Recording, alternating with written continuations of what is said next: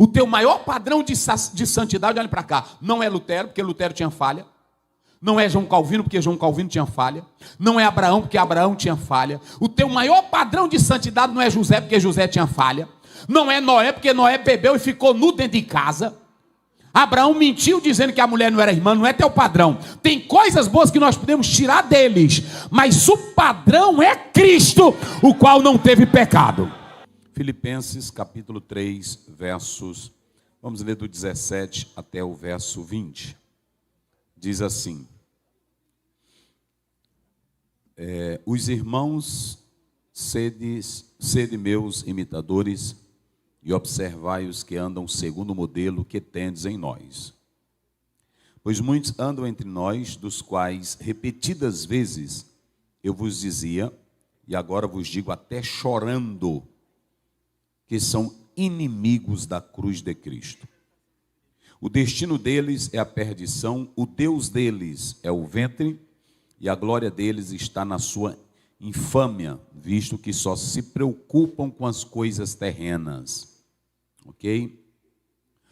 20, pois a nossa pátria está nos céus, de onde também aguardamos o Salvador, o Senhor Jesus Cristo, o qual transformará o nosso corpo de humilhação para ser igual ao corpo da sua glória, segundo a eficácia do poder que ele tem de até subordinar-se todas as coisas. Pai querido, a tua palavra foi lida e nós encontramos que ela é espada, que ela é alimento, que ela é luz e que ela possa penetrar no coração de cada um de nós, que possamos nos render à mesma, ter reverência para com a mesma e que ela fale, Senhor, para produzir edificação, consolo e também estabilidade.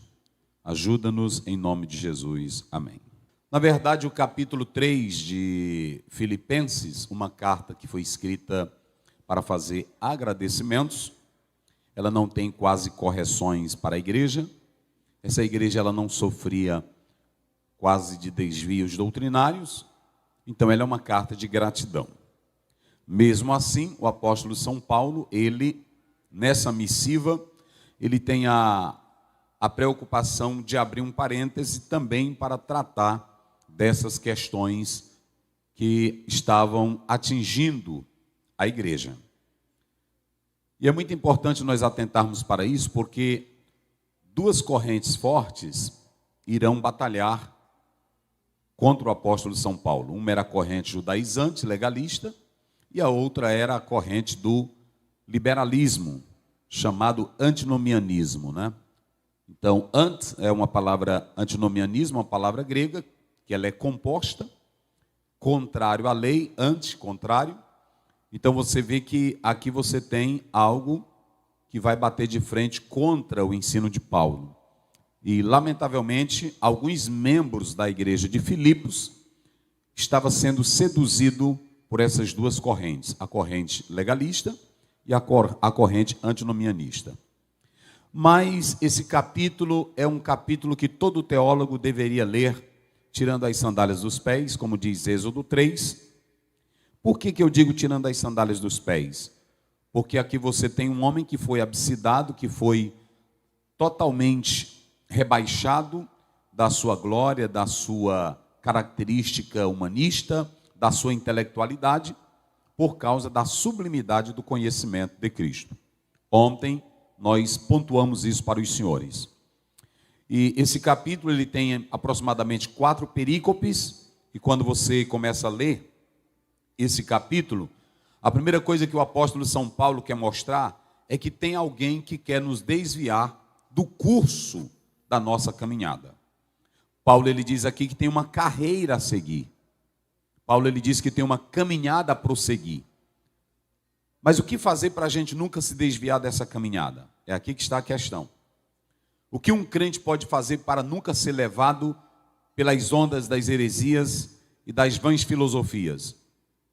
Por que a partir de agora nada mais, nem o helenismo, nem a tradição judaica, nem as aparições da vida vão atrair mais o apóstolo São Paulo? Quando ele diz assim, eu tenho um escopo, ok? Se vocês analisarem isso, ele diz: eu prossigo para o alvo. Isso é muito importante. Ele diz: eu prossigo para o alvo, para o prêmio da soberana vocação. Ou seja, esse skopos, que é uma palavra grega, era onde uma pessoa ia treinar, colocando a flecha, o tiro. Ele tinha um alvo a atingir. Paulo diz que no momento em que ele encontrou-se com Jesus, ou Jesus o encontrou, ele não tem mais outro alvo. Ele não tem mais outro lugar para atirar. Ele só tem um lugar para atirar. Amém, irmãos? E por que a gente que hoje tem a fé, facilmente somos movidos da nossa estrutura espiritual? Por que qualquer movimento que aparece, nós somos levados pelas ondas dos movimentos? Preste bem atenção que Paulo já havia passado por muitas correntes, mas agora ele diz: eu não tenho mais aonde atirar, eu agora só tenho um alvo. O Cristo que me encontrou é o meu alvo. O Cristo que me achou é o meu alvo. O Cristo que me fisgou é o meu alvo. Então ele diz: eu não tenho mais interesse em nada, porque ele me encontrou. Aqui está a essência. Agora Paulo ele começa dizendo, não vou falar desse capítulo por inteiro, mas ele começa dizendo que tem duas classes de pessoas que querem fazer com que a gente erre o alvo, saia desse propósito da vida espiritual. Aí ele começa dizendo no capítulo 3, verso 1. Observem que ele começa dizendo assim: quanto ao mais, meus irmãos, eu me alegro, alegrai-vos no Senhor. A mim não me desgosta, ou seja, eu não tenho preguiça. O interessante é que essa palavra aí, grega, okneron, quando ele usa essa palavra okneron, ele está dizendo: eu não sou um cabra mole, eu não tenho preguiça de expor a palavra para vocês. Eu estou cansado, estou indisposto, eu estou muito cansado de pregar. Apesar das viagens missionárias, dos trabalhos, das perseguições, Paulo diz: quando se fala de falar a verdade da palavra, eu não tenho preguiça, eu não sou cabra mole, eu não sou indisposto. Por que ele disse isso? Ele diz: porque a segurança de vocês está na palavra escrita. Isso é muito importante, queridos. Observem que quando ele usa essa expressão firme, está aí no texto: eu não vos canso, eu não me incomodo, eu não sinto preguiça para dizer as mesmas coisas ou escrever as mesmas coisas. Qual era a mesma coisa? As eternas verdades da salvação. Se você pegar 2 Timóteo 3,15, Paulo diz: as sagradas letras, elas te farão sábio para a salvação. As sagradas letras. Ou seja, Paulo diz: eu não preciso inventar nada novo, eu não preciso criar nada novo. O que está escrito na palavra é o suficiente para a vossa salvação. E eu não canso de escrever sobre isso.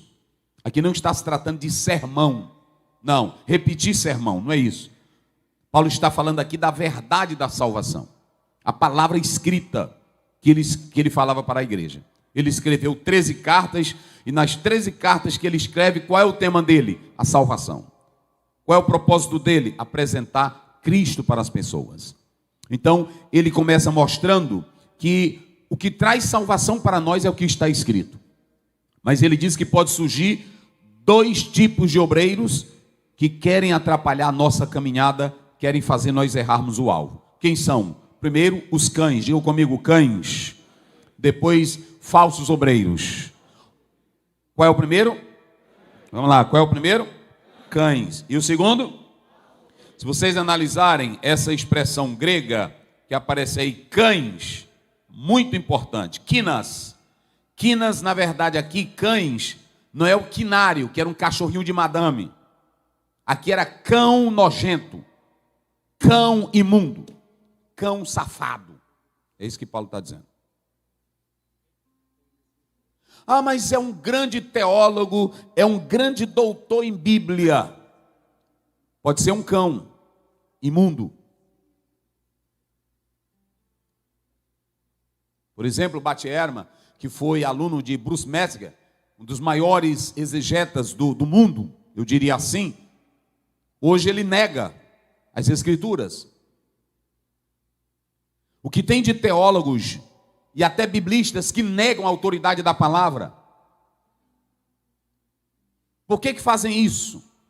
Paulo diz, cuidado com os cães. Nem todo mundo que mexe com Bíblia tem santidade. Nem todo mundo que mexe com Bíblia tem reverência de Deus. O mercado da fé hoje é muito grande. Há muitos que estão nesse púlpito ou em uma escola teológica apenas para manter seu emprego, seu salário, mas sem nenhuma piedade de Deus, sem nenhuma reverência de Deus. Se você não conhecer o Cristo verdadeiro e o alvo que você tem que atingir, você não vai conseguir.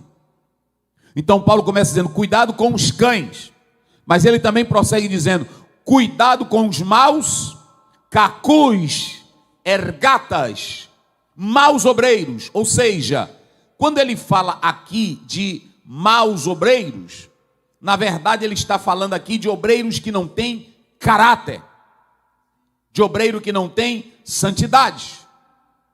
E agora há pouco o pastor leu aqui, de dentre vós surgirão, Atos 20, homens dizendo coisas perversas. Vocês já viram que está virando moda as pessoas brincarem com as coisas santas? Brincar com línguas estranhas, brincar com a Bíblia, falar imoralidade em púlpito de igreja. Está normal, é trivial isso hoje. Então o apóstolo São Paulo ele começa dizendo, cuidado com os cães e cuidados com os obreiros que não têm caráter.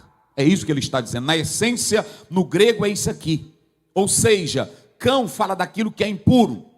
O cachorrinho de madame era criado dentro de casa com todo carinho, mas se você pegar a história de Lucas 16, Lázaro e o rico, veja que Lázaro, os cães lambiam as feridas. Cães vivem no lixo, comem no lixo. E Paulo aqui ele é tão grosso, ele é tão rígido, ele é tão hirto, que ele diz assim, esses cães comem da sobra da lei. E eles são mutiladores. Eles são cortadores de vida. Então ele prossegue. Agora Paulo ele começa mostrando que no meio dessa caminhada, quando você analisa isso, ele também diz que era um cão como eles.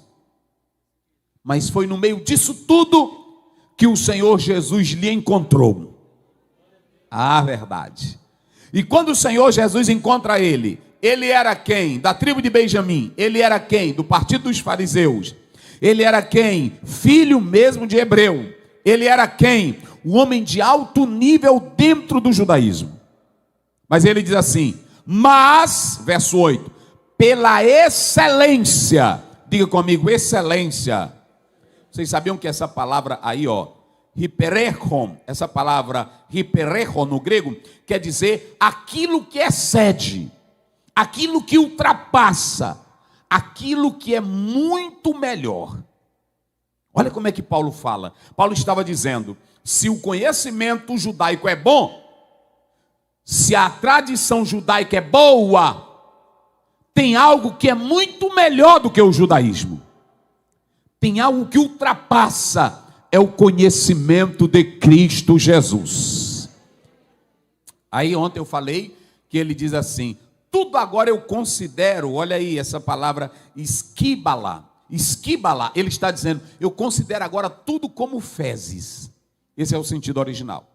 Tudo que eu aprendi lá atrás, tudo que eu bebi lá atrás, tudo que eu conquistei, eu considero como fezes.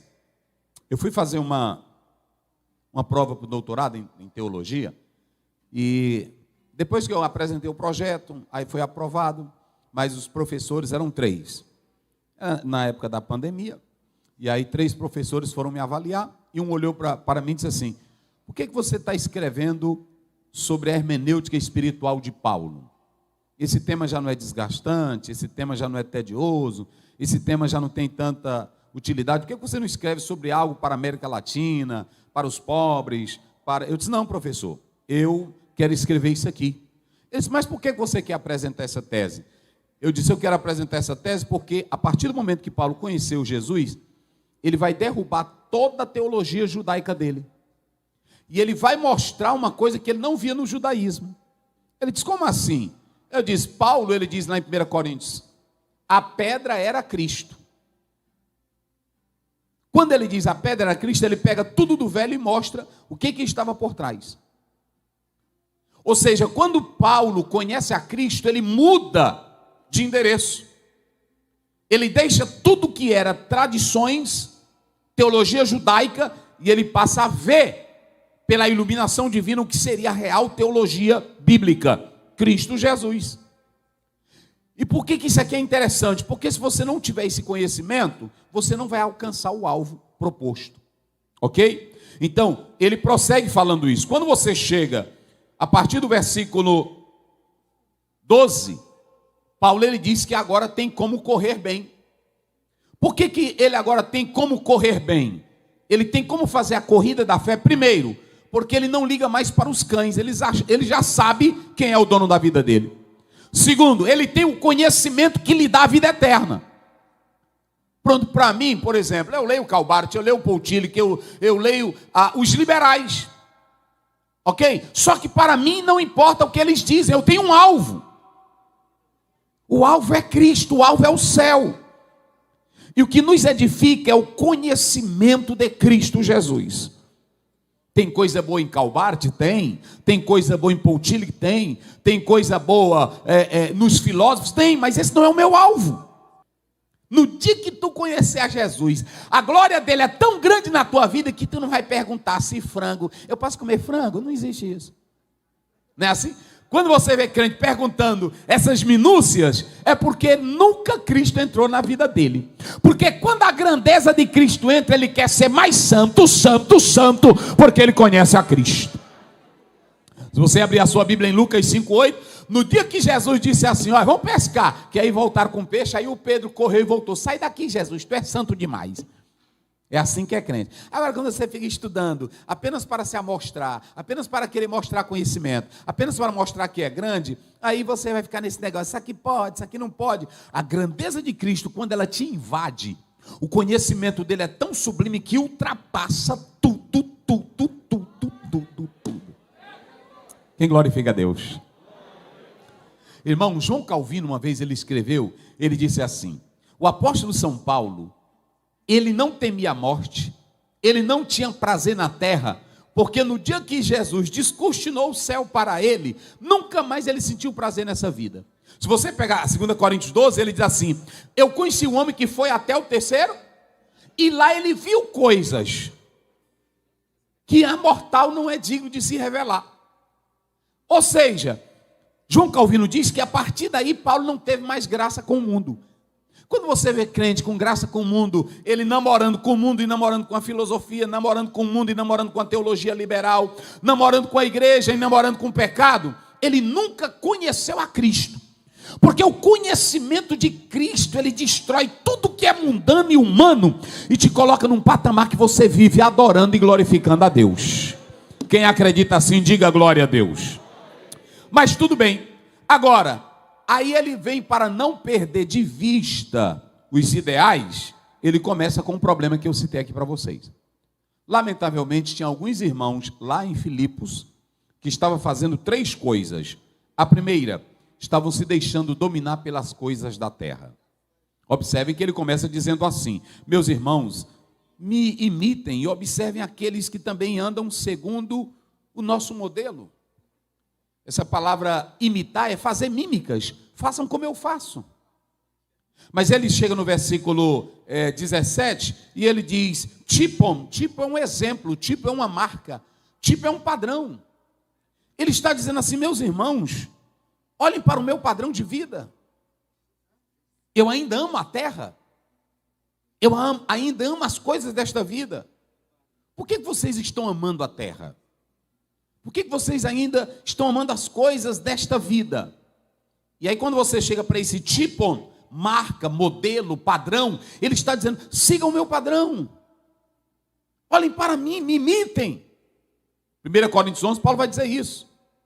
Sede meus imitadores, como eu sou de quem? De Cristo.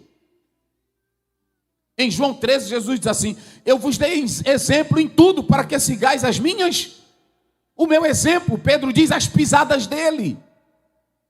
Então a igreja aqui, ela estava se deixando levar pelas coisas da terra. E quando eu e você aceitamos a Cristo, nós passamos a ter dupla, o quê? Dupla cidadania. Por que dupla cidadania? Nós aceitamos a Cristo, mas ainda somos santos de barro, que come, que se alimenta, que se casa, que vigia, que trabalha, que faz sexo com a esposa, que vai a vida normal. Tu pode ser a mulher de oração, mais de oração, o homem mais de oração, mas tu ainda não foi arrebatado. E como você não foi arrebatado, você vive em duas polaridades. O apóstolo São Paulo fala isso em Efésios 6. E em 2 Timóteo 3,12, ele diz, todos quantos querem viver em Cristo, padecerão perseguições. Então olhe para cá, duas polaridades, a terrena e a divina. E dentro de você impera ainda aquilo que é chamado sarx, natureza pecaminosa.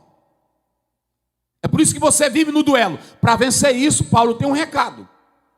5,16 de Gálatas, Efésios 5,18.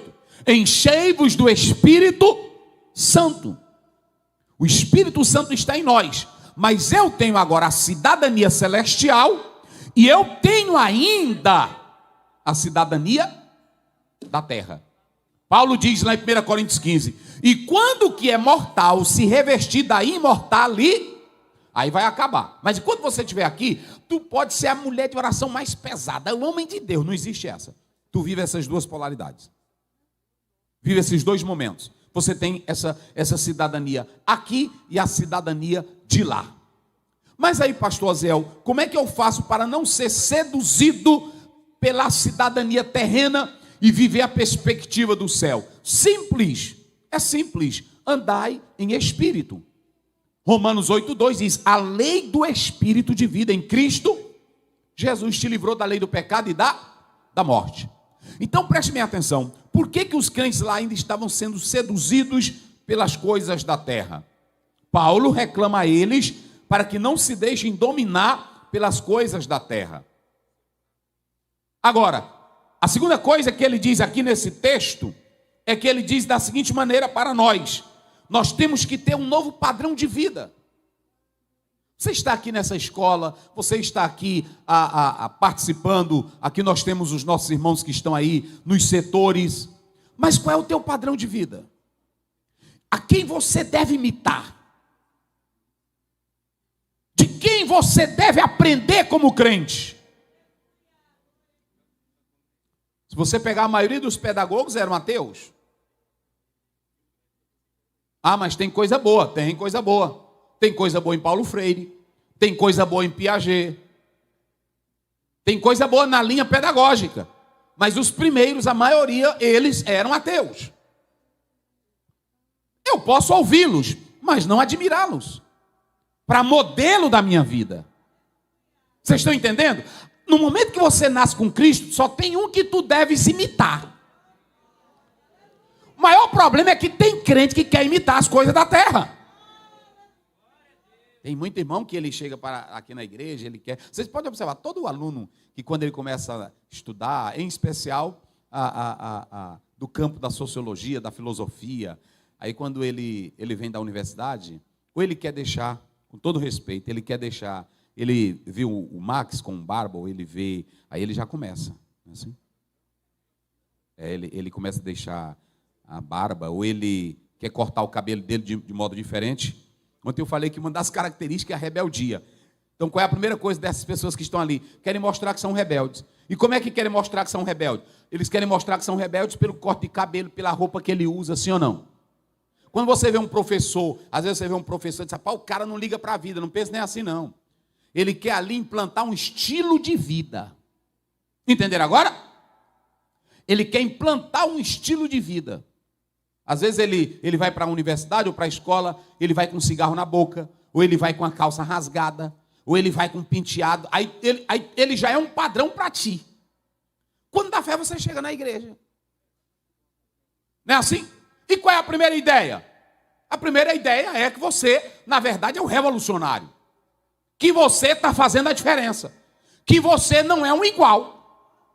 Agora, crente aqui, ele não tem que que servir a Deus imitando ninguém lá fora, nem o maior e o professor universitário. Ele tem um modelo, o modelo é Cristo. O padrão é Cristo. Diga aí para o teu irmão, o padrão é Cristo, o modelo é Cristo. E acabou essa conversa.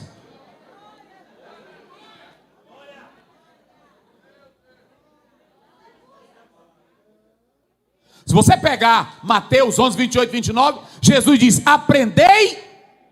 Como é? Diga bem forte, aprendei como? Não, mas grite, aprendei de. Aí Paulo diz, sede meus imita. Como eu sou de quem? Pronto. O teu maior padrão de santidade, olha para cá, não é Lutero, porque Lutero tinha falha. Não é João Calvino, porque João Calvino tinha falha. Não é Abraão, porque Abraão tinha falha. O teu maior padrão de santidade não é José, porque José tinha falha. Não é Noé, porque Noé bebeu e ficou nu dentro de casa.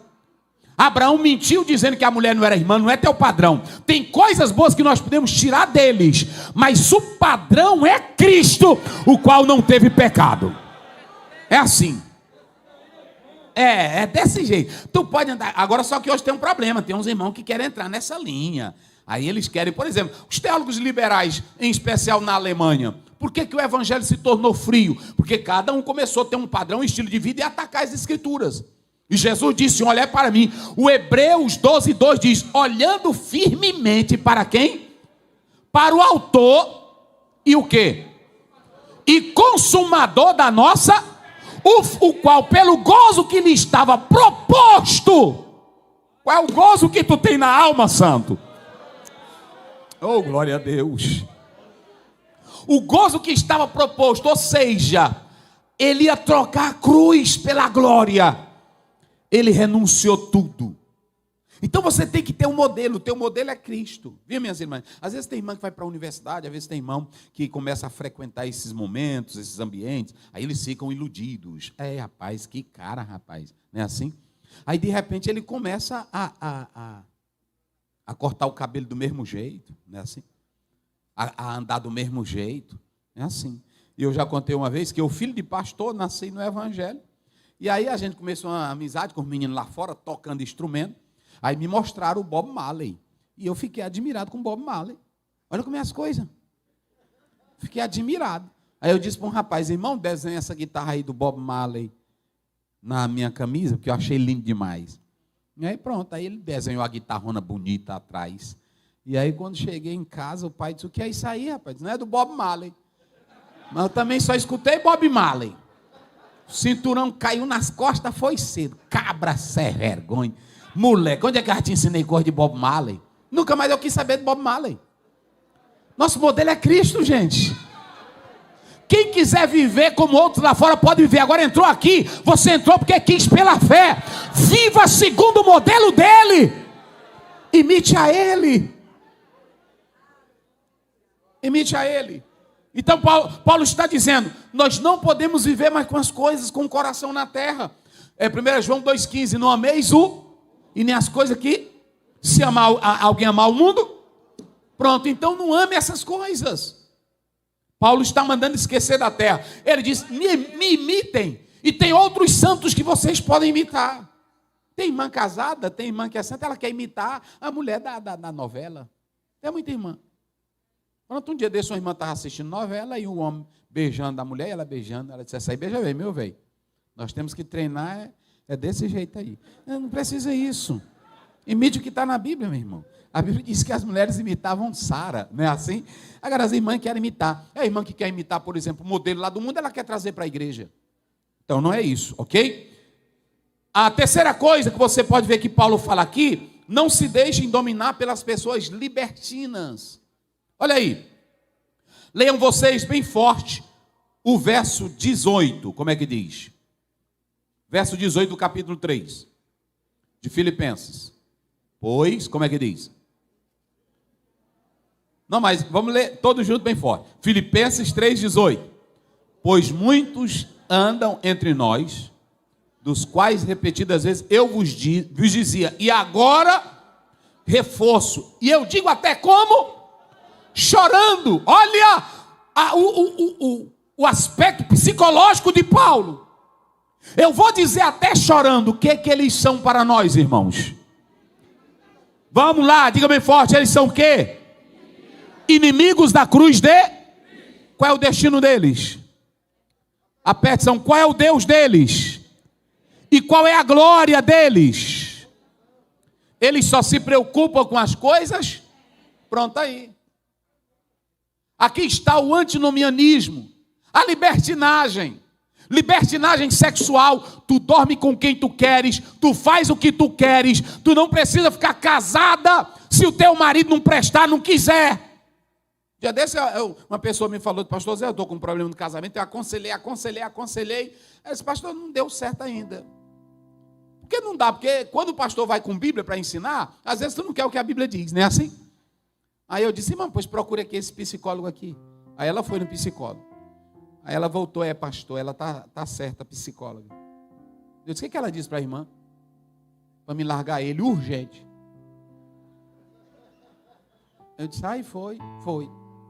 E aí o que a irmã diz? Tá certo, pastor, Ela pegou meu nível histórico, fez umas sessões comigo e eu mostrei. Ela perguntou, desde quando veio meu sofrimento? E aí, pastor, eu estou decidida. Eu disse, e aí como é que fica Efésios 5:22? Gênesis 2:24. Mateus 19.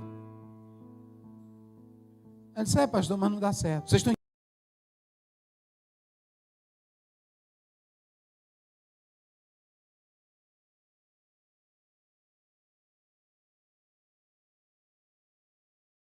são inimigos da cruz de Cristo. E em quarto lugar, ele diz que nós temos uma política.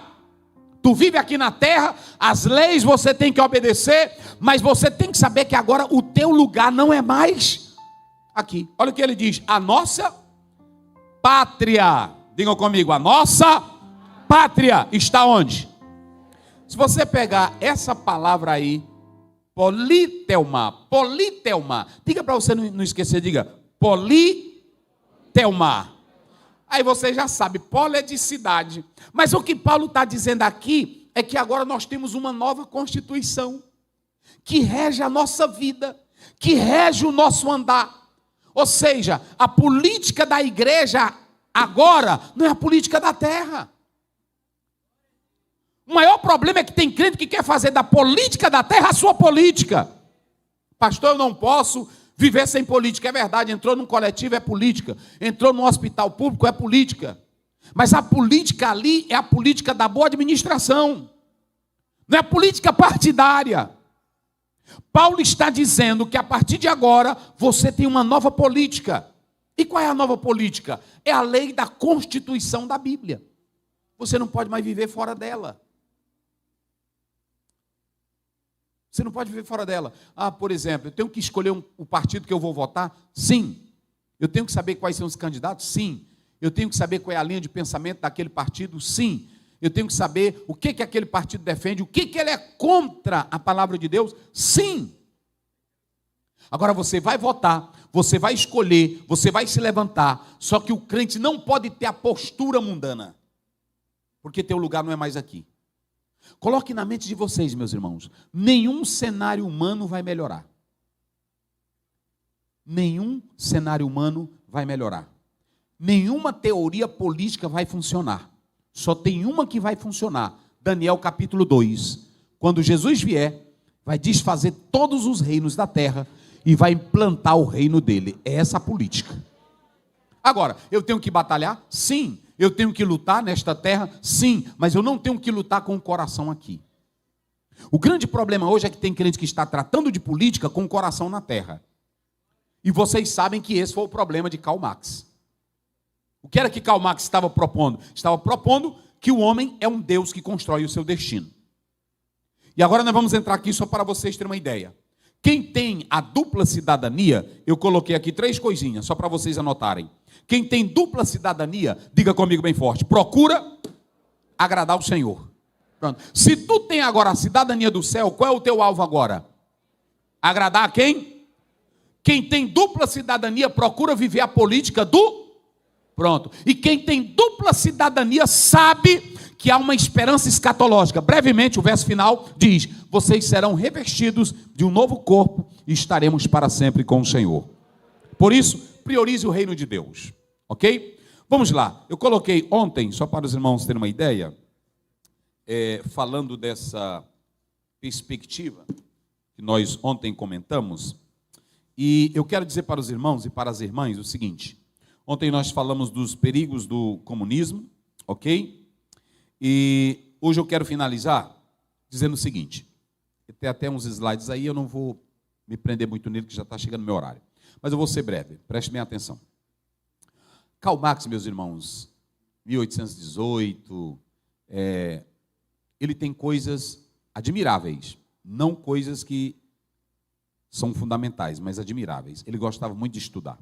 Eu li um biógrafo dele que diz que ele entrava para o gabinete dele aproximadamente 5 da manhã, e aí ele ia sair tarde, muito tarde. Era um homem que estudava muito. Tudo que ele escreveu não é fruto de ilusão dele, é fruto de pesquisas. Ele estudou muito Adam Smith, Morgan, ele estudou Hegel.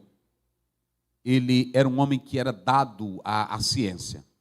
Inclusive, alguns filósofos dizem que ele traz uma construção histórica que ele não criou, mas que ele já buscou em outros. Mas ele era uma pessoa que estudava muito. Segundo, apesar da vida dele, em alguns aspectos negativos, ele era um bom pai. A filha dele, eu li uma carta que a filha dele escreveu, que falava dele como um bom pai. Eu tenho que tecer isso aqui para que vocês entendam que tem coisas apreciáveis, ok? Pronto. Mas, pastor, qual é o erro de Marx? Marx é um produto, gente, do meio em que ele viveu. Marx é um produto do meio onde ele viveu. Às vezes a gente olha para Marx e aí diz assim: esse cara trouxe essa ideia diabólica. Sim. Mas se vocês analisarem, a construção dessa ideia se deu em 3 fatores. Primeiro fator, o fator ciência. Quando vem o iluminismo, quando vem a renascença, o que vai impactar a vida de Marx? Esse momento. Porque vocês sabem que até aquele instante ali, Marx ele era atrelado a um contexto vivencial. E o iluminismo, a renascença, traz um impacto sobre a Bíblia, negando a Bíblia. E o que vai entrar aqui agora? Vai entrar a ciência. E a ciência, ela começa a querer ser uma voz absoluta. Então, a ciência é um dos primeiros pilares da modernidade que vai impactar a vida de Marx. Então, muito cuidado. A ciência, ela não tem nada com Bíblia. A ciência, alguém diz assim: a ciência, ela não entra na Bíblia. A ciência, ela quer negar as coisas da Bíblia. E Marx entrou por esse caminho. Ele bebeu na fonte da ciência. A segunda razão por que Marx vai se tornar essa pessoa é a questão econômica e social. O pastor falou muito bem aqui. Se você analisar século XIX, a revolução ou as revoluções no período ali europeia, que é um período que vai surgir sindicatos, leis trabalhistas, mas percebam que a crise política e econômica, em especial a situação de miséria, vai fazer com que Marx se revolte contra o sistema. É por isso que eu estou dizendo que tudo é uma construção. Ok? Então você tem ciência, você tem a questão econômica, ok? Você tem essas 3 coisas, e você tem uma igreja que está aliada ao poder do Estado.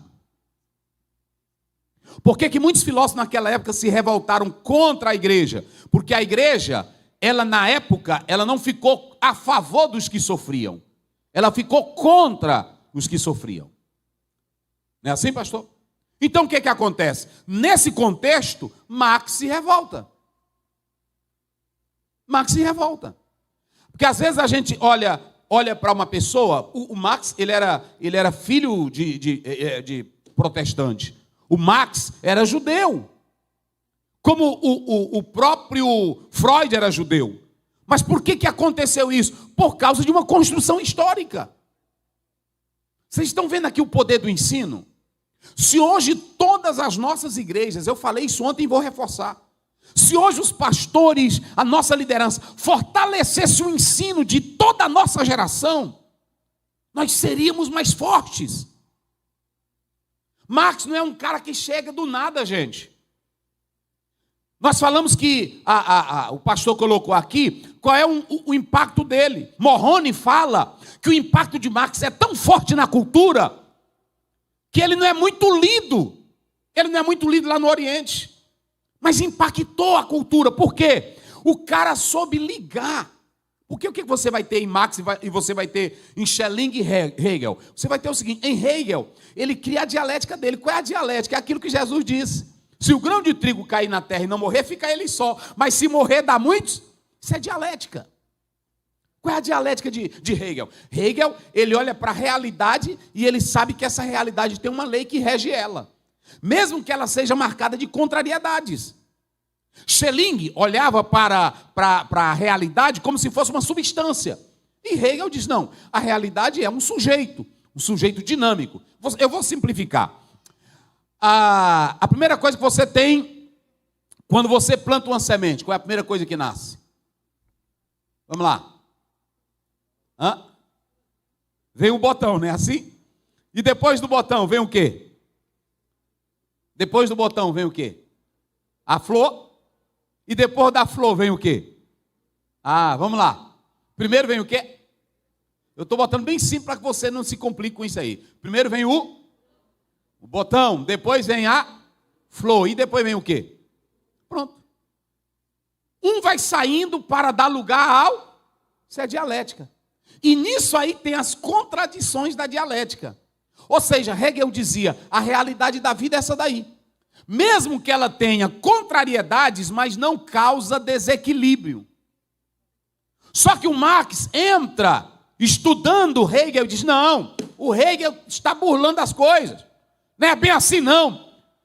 Porque no pensamento de Hegel, ele dizia, tudo que é real é racional, tudo que é racional é real. Aí o Marx diz, não, ele está errado. E ele começa a escrever criticando ele. E diz, a questão é o seguinte, tudo, aí Marx diz, tudo que vai determinar é o modo de produção. Ou seja, a vida na Terra é uma vida de relações sociais. E não é a sua consciência que determina o seu ser social, mas é o seu ser social que determina a consciência. Então perceba que ele inverte o que Hegel pensa. E aí entra a questão de Marx.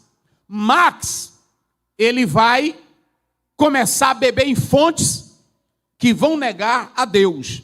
E aí entra em cena a esquerda hegeliana. Eu coloquei aqui só para vocês terem uma ideia. Nós temos Max Stirner, nós temos Bruno Bauer, nós temos Feuerbach.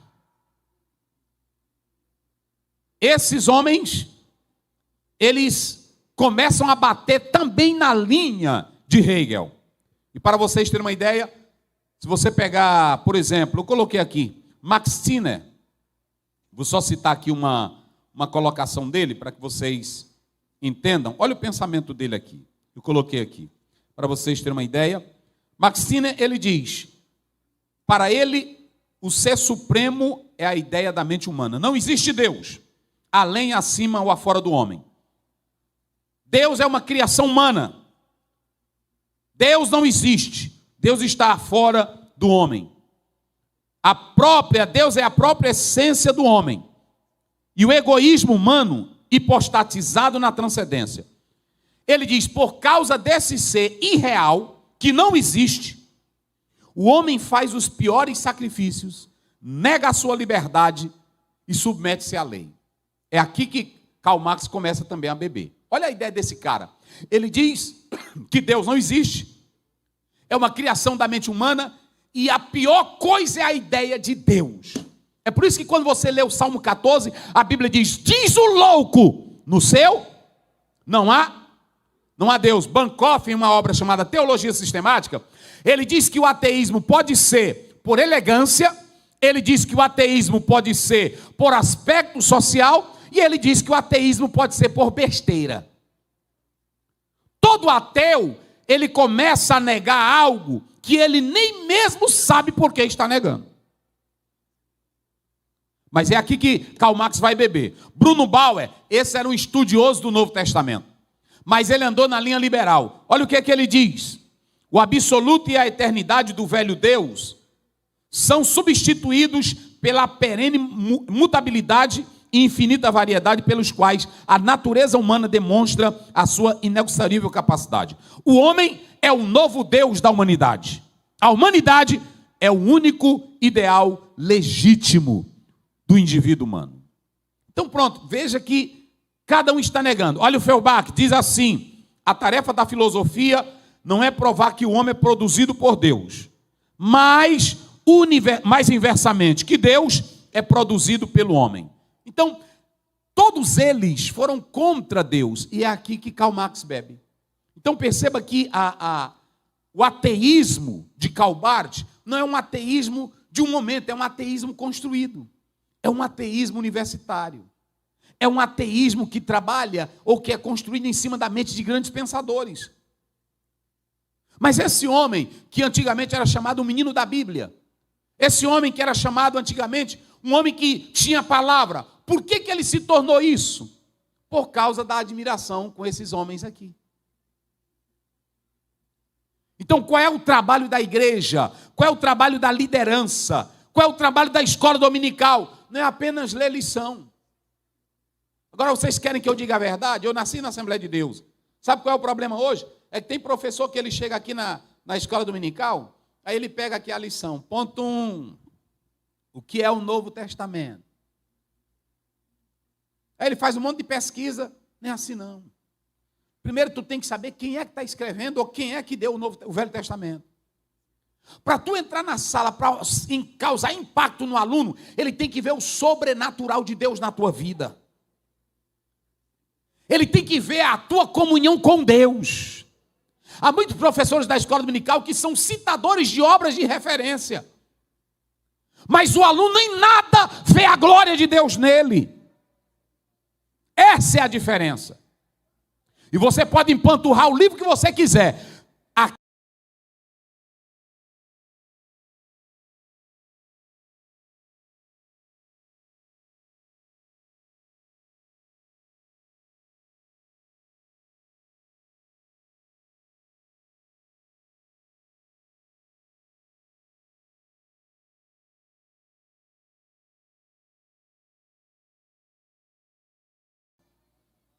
Fumando e bebendo cachaça.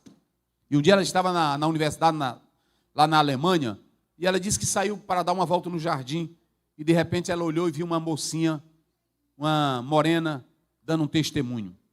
E ela disse que quando olhou, ela disse que parou, e tudo que aquela mocinha dizia era a vida dela. Tudo que ela falava lá era a vida dela. Agora preste bem atenção. Aluna de Bultmann, tradutora de Bíblia, falava vários idiomas, e tem uma missionariazinha que está pregando. E de repente ela para. E a missionária lá falando tudo da vida dela. Ela correu, se ajoelhou e ela disse: como é que você conhece a minha vida? Ela disse: não estou pregando sua vida, você está pregando minha vida. E ali ela se rendeu, aceitou a Jesus Cristo como Salvador. Se você puder comprar esse livro dela, Etta Linnemann, e ela diz o seguinte, ela diz: rasguem todos os livros que eu escrevi sobre crítica, o método que eu fiz, larguem tudo. Eu agora conheço verdadeiramente o Cristo da Bíblia, que antes eu não conhecia. Essa é a diferença, gente. Você tem que conhecer a Cristo. Não é apenas... Tem um bocado de gente aí que é bom de grego, é bom de hebraico, é bom de latim. Eu uso esses instrumentos, sabe para quê? Para mim fazer minhas traduções. Mas não uso isso para impactar você. Tem gente que quer usar essas coisas para lhe impactar. Não é assim? Fulano é um poliglota, fulano é intelectual. Fulano... Não, aqui é fé. É conhecer o Jesus da Bíblia, é saber quem ele é. Paulo, quando ouviu a voz, ele disse: quem és? Ele disse: eu sou Jesus, a quem tu persegues. Quem conhece a Jesus aí, diga glória. Então ouçam bem, aqui o ateísmo ele foi construído. Irmão, fale da Bíblia para o seu filho. Fale dessas coisas para o seu filho. E aí o Karl Marx, ele vai se revoltar contra a igreja. Por quê? Porque a igreja se aliou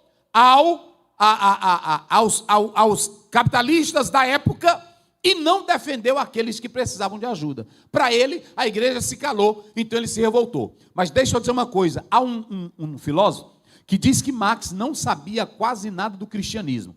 O que ele sabia era dessas leituras, desses ateus que ele leu, mas que ele não conhecia realmente o cristianismo.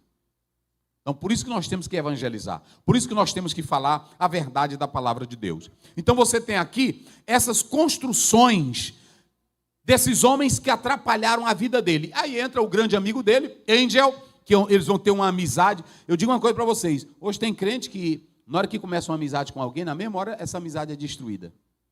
Nós mesmo temos isso. A gente faz uma amizade, é um pastor, e aí na mesma hora a gente começa uma amizade, depois um está falando do outro, e aí lá vai, etc. E o Max, ele teve uma amizade duradoura com o Angel. No dia que ele morreu, o Angel fez uma frase muito linda sobre ele. Ou seja, isso é um aspecto positivo, uma amizade duradoura. Então, nós temos que analisar isso. Agora, por que esse pensamento de Max ele vai influenciar a sociedade? Vai influenciar porque ele traz um movimento que lida com a economia, ele traz um movimento para a prática, ele traz um movimento que vai envolver uma construção histórica, ok? Mas eu quero finalizar dizendo duas coisas. E por que o comunismo, pastor Aziel, não se encaixa com a Bíblia?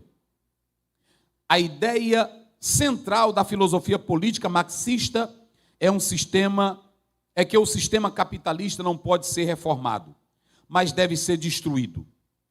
Primeiro, Marx dizia que para ter uma nova sociedade, comunismo primitivo, escravo, feudalismo, comunismo geral. Marx, ele tratava isso de uma forma histórica. O que Marx dizia? Marx dizia que, de forma histórica, o comunismo, querendo ou não querendo, vai existir. Porque ele disse que a sociedade capitalista, ela cria o proletariado e o proletariado vai destruir, vai consumir o próprio capitalismo. Então ele via isso como um processo dialético histórico. Esse é o materialismo histórico dialético de Marx. Ele dizia que, como capitalista, ele olha apenas para a mais-valia, ou seja, o que Marx se revoltava? O dono da empresa, ele contratava um trabalhador e aquele trabalhador, ele dizia, tantas horas você vai trabalhar por esse produto. Só que ele já fazia isso antes e o trabalhador podia ser despachado, mas o capitalista, ele ficava em cima daquelas horas, ganhando mais em cima do trabalhador. Aí ele se revoltava porque ele dizia que o trabalho ali não estava dignificando o homem. Essa era a ideia dele. Mas como é que nós vamos acabar? Nós temos que acabar com o capitalismo. E como é que a gente faz? Destruindo eles. E por que não se encaixa? Porque a Bíblia, em lugar nenhum, manda que a gente mate pessoas para ter coisas na vida, ou para assumir um sistema. Então, rejeite isso. A filosofia do comunismo é uma filosofia rebelde. Ok? Ontem eu falei de Judas, que ele era rebelde. Ele não se importava com ninguém, nem com Jesus. Crente, irmão, não pode ser rebelde. Crente não pode ser como o mundo é. Nós temos que ter a postura de salvos, de crentes. Por exemplo, olhe para o sistema, está errado, você tem o direito de protestar, você tem o direito de se opor, porque é contra a Bíblia. Mas você não tem o direito de ser rebelde, porque você tem outro comportamento. Vocês sabiam que a igreja primitiva, ela nunca foi rebelde a nada, a nada, a nada. Quando você olha para Atos 19, aí que a população com Demétrio criou um tumulto por causa de Paulo, aí alguém se levantou e disse assim, olha, vocês estão cometendo um grande erro, porque esse Paulo aqui, ele nunca se levantou contra vocês. Demétrio, que está pensando ou com medo de perder o trabalho dele, é que está fazendo esse montim. Mas Paulo mesmo nunca causou revolta aqui. Entenderam agora? Então, crente não pode ter a postura de um comunista, rebeldia, revoltado. Não, senhores. Nós temos que lutar as armas dos argumentos, nós temos que lutar com as armas da verdade, mas sem perder a nossa cidadania espiritual. Perca não, meu irmão. Tem crente que fica doido, tem crente que fica com o canto da boca escumando. Conheço muito crente que fica com o canto da boca. Mas vem muito crente. Pois vem, pastores usando o púlpito, vocês da esquerda safada. Homem de Deus não tem isso. Nós somos contra coisas erradas. Quando os imperadores começaram a perseguir os cristãos, o que eles disseram? simplesmente porque eles não queriam chamá-los de Senhor. Vocês se lembram que Paulo falou aqui? Nossa pátria está nos céus, de onde aguardamos o nosso? Soter é a palavra grega que fala de Senhor, no sentido de um salvador romano, mas aqui era Cristo como Senhor das nossas vidas. E quando as autoridades vinham, negam, ele era autoridade, nós lhe respeitamos, pagamos nossos impostos, respeitamos os senhores, mas nós não comungamos das vossas ideias. Era por isso que os cristãos morriam. Ok? Então, eu estou só colocando isso aqui, porque nós temos que lutar contra um sistema que está errado, sim, mas nós não podemos perder o nosso equilíbrio e a nossa paz de Cristo Jesus. Olha, irmão, vocês sabem da história de muitos crentes que entraram em briga? E vocês sabiam que o Lene, Mao Tse-tung, eles falaram que o cristianismo também usou de guerra para se estabelecer no poder? Porque vocês sabem que em Genebra, João Calvino mandou matar muita gente. A Igreja Católica, na Inquisição, ela mandou matar o quê? Muita gente. Então tem um camarada aí, um comunista, dizendo que assim como eles justificam os erros deles com os crimes, a igreja também teve seus crimes. Olha como é que o diabo faz. E eles estão usando os argumentos da Inquisição, usando os argumentos de João Calvino lá em Genebra. Vocês sabem, João Calvino mandou fechar bar, João Calvino proibia Natal, João Calvino mandou matar gente. Está aí. Então eles justificam a brutalidade deles da mesma forma contra nós. Agora imagine a igreja lutando com as mesmas armas dele. É isso que eu quero pontuar aqui. Nós não podemos ser rebeldes. O engajamento do comunismo é a rebeldia. Nós não temos isso. Aí eles dizem, por que influenciou a cultura? Vamos implantar algo que traga quebra da desigualdade. Não vai mais haver explorados ou exploradores. Não vai mais haver diferentes. Não tem esse negócio, doutor isso, doutor aquilo, não. Essa pessoa lá de Cuba, eu não vou falar o nome dela, é uma pessoa formada, é médica. E ela disse para mim, pastor, lá é assim. Lá médico não pode ter consultório de alto nível, de luxo. Não.